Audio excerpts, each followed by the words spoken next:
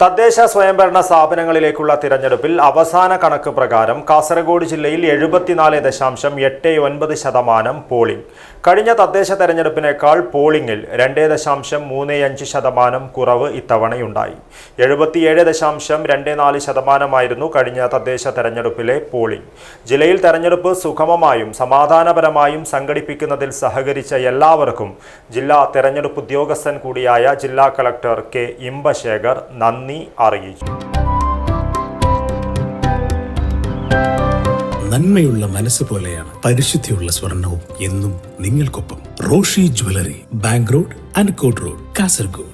തദ്ദേശ തെരഞ്ഞെടുപ്പിന്റെ രണ്ടാം ഘട്ടത്തിൽ ഉൾപ്പെട്ട കാസർഗോഡ് ജില്ലയിൽ പോളിംഗ് 74.89%. കഴിഞ്ഞ തെരഞ്ഞെടുപ്പിനേക്കാൾ 2.35% കുറവാണിത്. 2020-ൽ 77.24% പോളിംഗ്.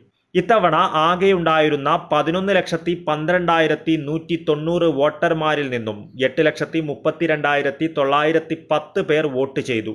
5,24,022 പുരുഷ വോട്ടർമാരായിരുന്നു ജില്ലയിലുണ്ടായിരുന്നത്.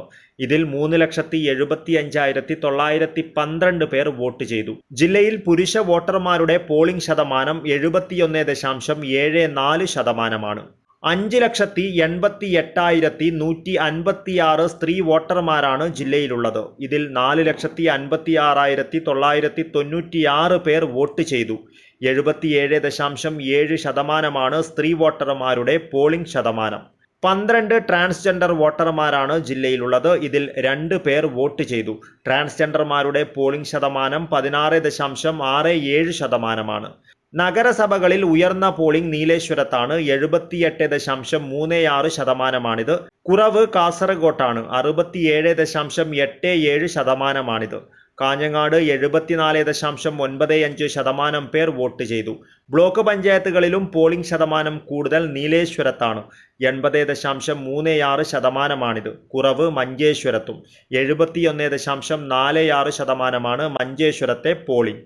കാഞ്ഞങ്ങാട് 75.81%, പരപ്പ 75.81%, കാറടുക്ക 79.07%, കാസർഗോഡ് 71.78% എന്നിങ്ങനെയാണ് ജില്ലയിലെ മറ്റ് ബ്ലോക്ക് പഞ്ചായത്തുകളിലെ പോളിംഗ് ശതമാനം.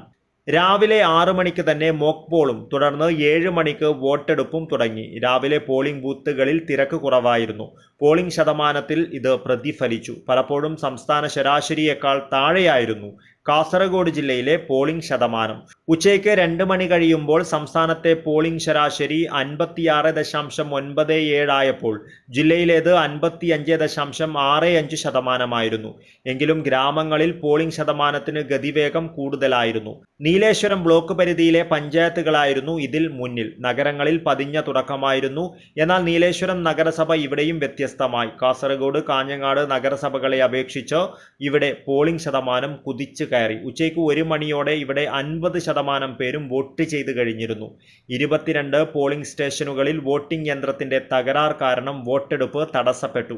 ചിലയിടങ്ങളിൽ മണിക്കൂറുകളോളം വോട്ടെടുപ്പ് വൈകി. ഇവിടങ്ങളിൽ പുതിയ യന്ത്രങ്ങൾ എത്തിച്ച് വോട്ടിംഗ് പുനരാരംഭിക്കുകയായിരുന്നു.